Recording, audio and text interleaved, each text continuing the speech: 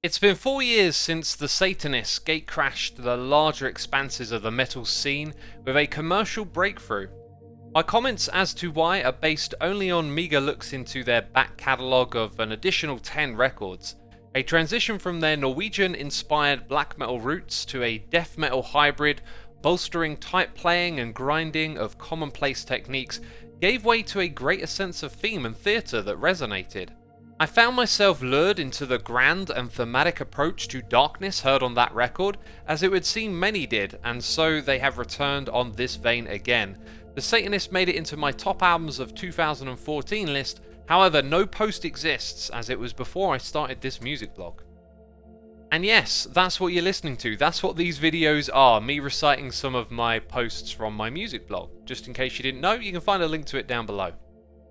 The album opens with Solve. We hear an unhallowed choir of children sing their cries of committal against Christ as the guitars brood, fading them out of focus as a couple of bursts of cushioned yet bruising blast beats erupt. It sets a tone for nefarious, illustrious atmospheres, wicked visions, and the unruly conjuring of satanic spirits. The following music aims its sights to invoke a grueling darkness with its respite between the follies of pummeling drums, expansive guitar work, and obedient screams of service to the Dark Lord. It is not without its helping of gravitating blast beats and grinding evil guitars, but most of these songs make their mark with new and different approaches that look at the music beyond the scope of atypical extreme metal. It is perhaps unfortunate for these veterans that when their music falls back on these genres' hallmarks, it finds strength and, unsurprisingly, a brilliant counterpart to their artistic intent.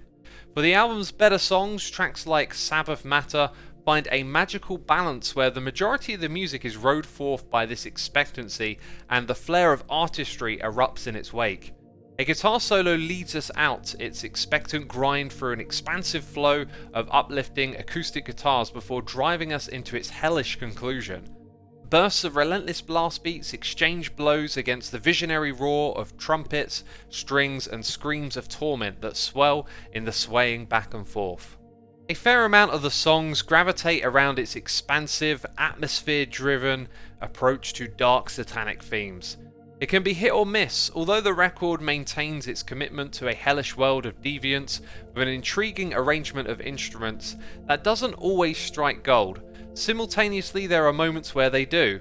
Maybe it's a matter of taste, but unlike the Satanists, some of these dark, alluring visuals conjured through roars of devoted voices and the subtle inclination of stringed instruments don't reach the same heights. It does what's expected where it's predictable and lingers adrift from greatness in its most ambitious narrative. Despite this nitpicking of a response to their ungodly music, it's a fully formed, enjoyable record. Thanks for listening. If you'd like to see some more of my music blogs, go check the website out. Every page has over 1,000 articles sorted by artist, year, genre and more. Just hit Ctrl F and have a search for something that interests you.